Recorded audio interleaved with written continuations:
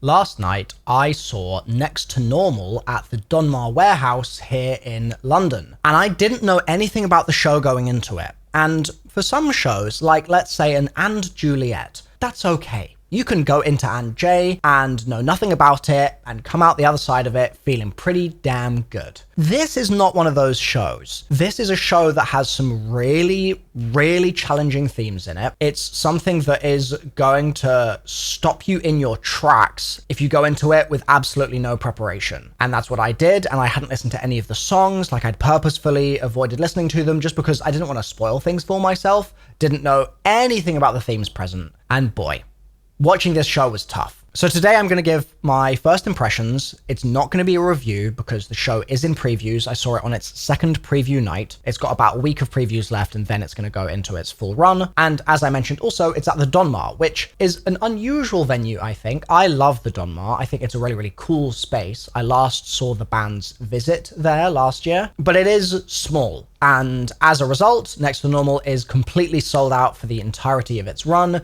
There are probably some opportunities to get tickets like a week in advance because they do a dailies thing on their website, but it's going to be a bit fiddly to actually get tickets for this one. Still, I highly, highly recommend it. I thought this show was so good, and despite being very troubling and challenging, I think has some extremely important messages and takeaways and just shines a light on some really crucial stuff. So the spoiler-free synopsis of the show, just to set the scene here, is you're introduced in the opening kind of moments of the show to various members of a family, and it's the typical nuclear family that you'd expect, but you also learn very quickly that the mother of the family, played by Caissie Levy, I think her name is pronounced, sorry if I got that wrong, Cassie, her character in the show, Diana, struggles with a handful of mental health problems. And so the show digs into those themes and digs into how that affects the family and how the family affects her and how they kind of fit in with the wider world around them. Like Natalie is the daughter of the parents, and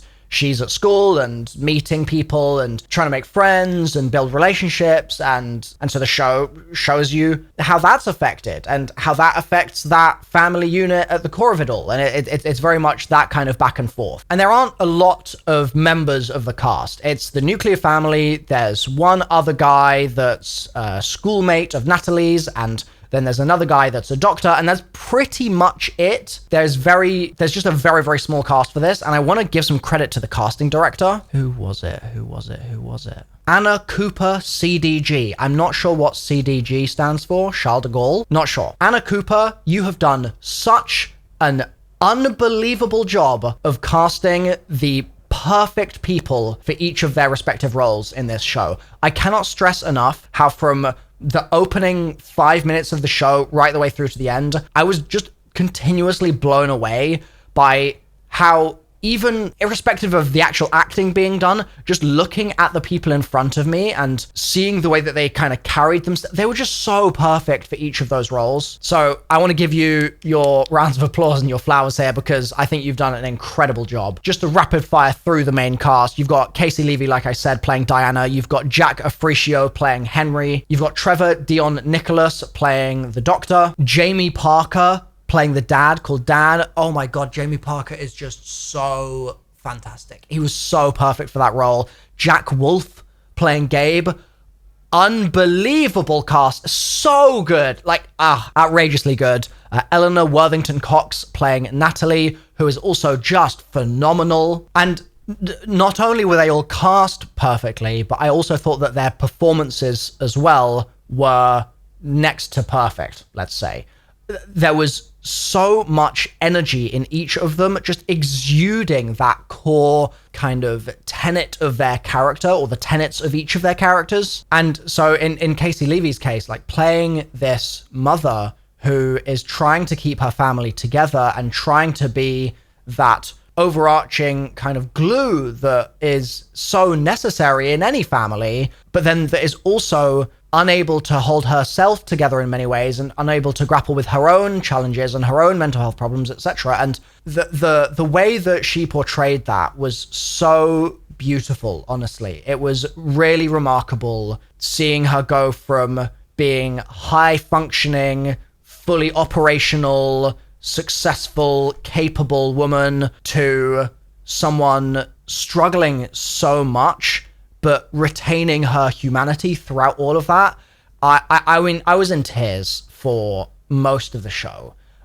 Pretty much from about halfway through Act 1 to the end of Act 1, tears. From about halfway through Act 2 to the end of Act 2, tears. Like, I personally had a lot to relate to in this show. A lot of the themes that were the most challenging were things that I've experienced in my life, and I was very unprepared to sort of have that therapy session with myself watching this show, but I came out of it so glad that I'd seen it, and so glad that I had done, and so glad that these wonderful people had put it on in such a conscientious and a caring way. And like I said before, it's not the sort of thing that you get to the end of and you're like, wow, everything's amazing. Like, it's really difficult. And even just individual moments of the show, a moment from Act 1 or a moment from Act 2, probably stuff that I'm going to be chewing on for weeks now, maybe months now, and reflecting on in a big way, because there's something about mental health problems and the way that they affect both the person that is struggling with the problem and the people around them, and how that relationship has tension within it, but there's also an added layer of care, I think, in that relationship, and an added layer of emotion and sympathy and understanding, and all of these things that you don't often see represented in theatre or just in general, really, in a way that feels real. But based on my own lived experience, like, so much of this show felt so real, and yet was handled somehow so delicately, I felt like. I think there are some people that would probably see this show and feel like it is maybe using these sorts of difficult themes as ammunition, I guess, as just like cannon fodder. And my argument to those people that have those sorts of hesitations and those concerns would be, that's how I felt about A Little Life. So I read A Little Life, the book, and cried my way through that as well. And it was very challenging, very difficult book. But then I went to see it at the Harold Pinter Theatre here in the West End, and I felt like the way that they portrayed much of the trauma in the show ended up being gratuitous and ended up undermining some of the core aspects of the book that kind of redeemed the trauma in some ways. And so the show ended up feeling more just like trauma porn with no other reason for existing. Like, I really came away from the show quite disappointed. And this show could easily have had the same effect on me, I think. I think there's so a world where I walk out of a show like this and I go, man, they really just like took mental health problems or what have you and just like made them the villain for 3 hours and weren't conscientious about how that might impact people, and weren't conscientious about the kind of different feelings that different people in that situation would feel. Because yes, like, mental health problems from the outside when someone else is dealing with something is very challenging for you, but similarly is very challenging for them. And something I felt like they did really well in this show is they really conveyed the important message that when someone's dealing with a problem of some description, it's not there is no choice that's been made there. There is never a point where someone says, I want to be this way, or if I had to pick between this and not having these challenges and these problems, then I would pick the challenged path. No, not in a million years, right? But it's very easy sometimes, I think, to from the outside see someone dealing with something from afar, and to see the symptoms exhibiting themselves in various ways, and the results and the consequences of the way that they are, and to see those consequences and to assign that to the person. And it's very, very difficult, and it's something I've really struggled with in my life, to be able to assign the consequences to the mental health problem and not to the person in some ways. Like, it's not an absolution of responsibility so much as it's a recognition that some things are out of people's control and you have to have compassion. And this show went really, really far to try and build compassion into the narrative, I felt like, while also showing that people are not perfect in any way. And no matter how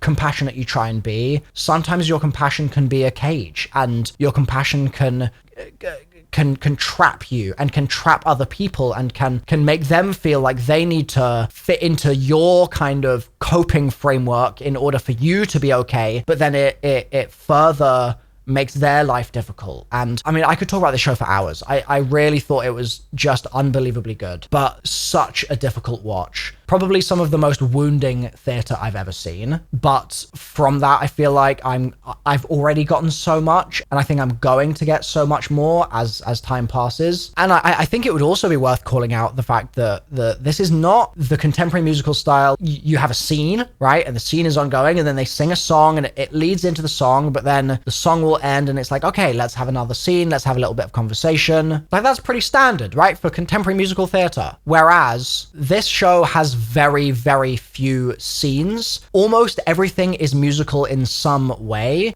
Even just at the very beginning of the show, I think that there are maybe 3 words said before singing begins, something like that at least. And that continues for the entire show. Like, it's throughout. Like, there's moments where the mother, Diana, is seeing a psychotherapist, and she sort of starts to tell some of her story, and straight away you get interjections of music that are coming, like it's all punctuated and penetrated by music in various ways, and I really enjoyed that. And it's something that often I'm actually not so much a fan of. I just feel like I really like seeing a scene flourish outside of the music in musical theatre shows. I really like the combination, but only leaning into one or the other for me often is just less of my preference. But I think they did it extremely well here, and the characters pulled it off in a really brilliant way too. And that's not also by virtue of having like a flashy set, and that's not by virtue of having lots of sort of bells and whistles. In fact, it's a very, very bare bones set. It's basically a kitchen countertop,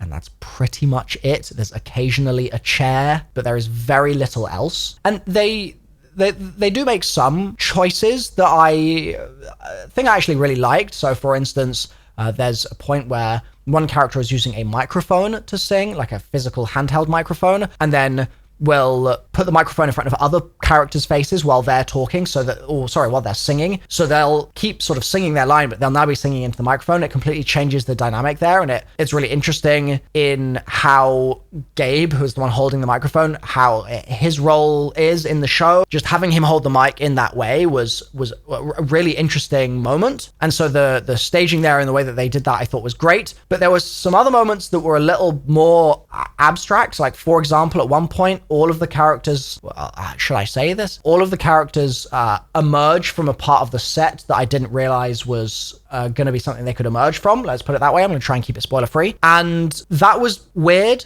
And I don't think I particularly liked it. I was just like, oh, that was really zany, but okay. And there were 1 or 2 things that I also do think could be slightly improved here. And so as a preview night, I recognize that it's a preview, but here is hopefully a little feedback that maybe could get taken on board. So number 1, I was sitting in I guess it's called the upper circle in C11, something like that, which is basically the end of the row. The picture I've showed you in this video is taken from just next to where my seat was. So it's pretty close to where I was. And the set has a little staircase that goes up to the band. The band are all visible for most of the show up there, and I really liked that. I thought that staging was really, really cool. And there's kind of like a glass room which the characters actually go into and stand with one of the band members.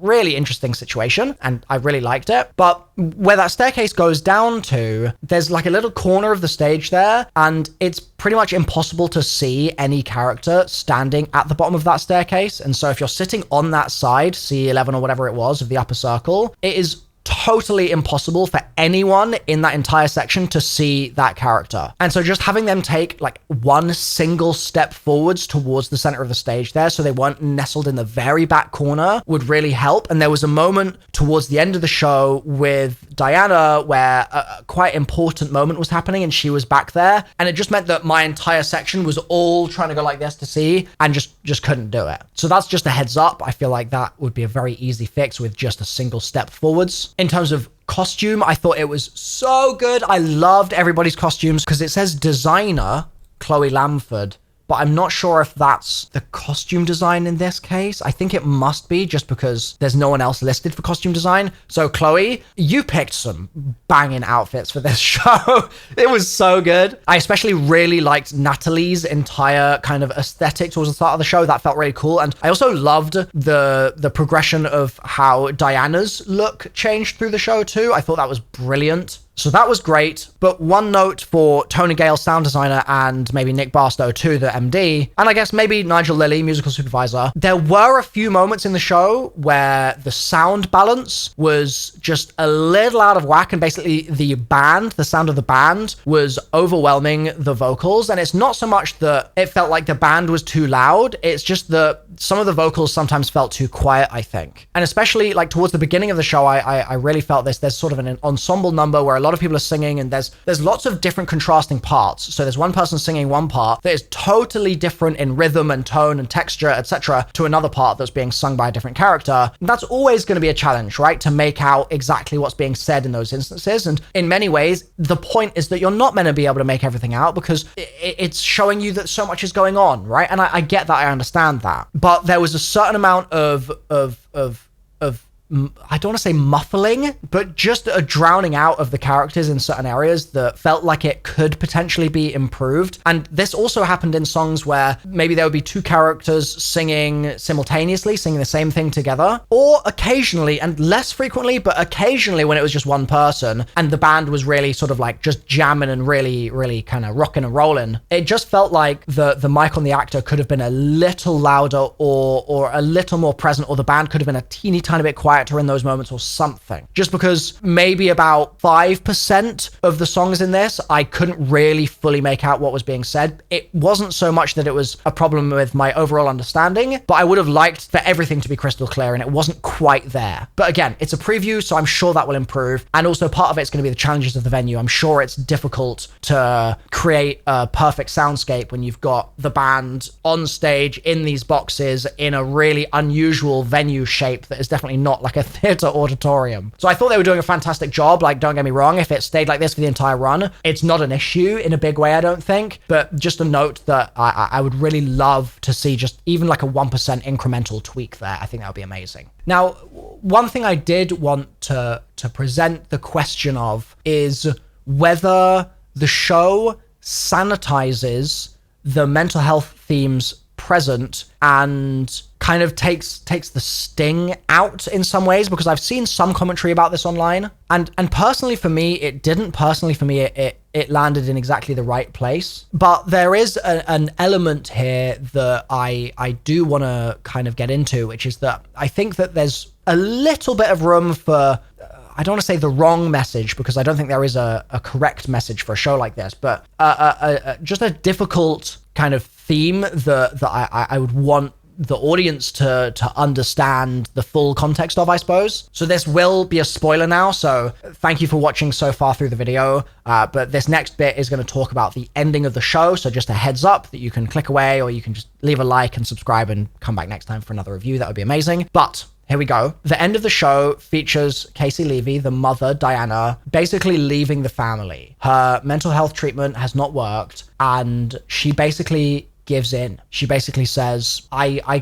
clearly cannot keep doing this in this environment, and so I'm gonna leave. And that's tough, man. That's a really tough call to make for a character in a show, and that's a really tough call to make for a real person in a real family. And it's difficult, because on the one hand, my brain wants there to be a happy ending to something like this, but the reality of the situation is that so often there isn't a happy ending, and so often mental health difficulties of these sort of kinds don't have a resolution. Like, there isn't a cure. There isn't a resolution. There isn't a, oh my God, we've fixed, like, no, it so often doesn't happen. And that can be so hard to reconcile and come to terms with and find peace with. And so in the show, I wouldn't want people to come away from this with any kind of message of, wow, yeah, that person that was really struggling needed to leave to make the other people's lives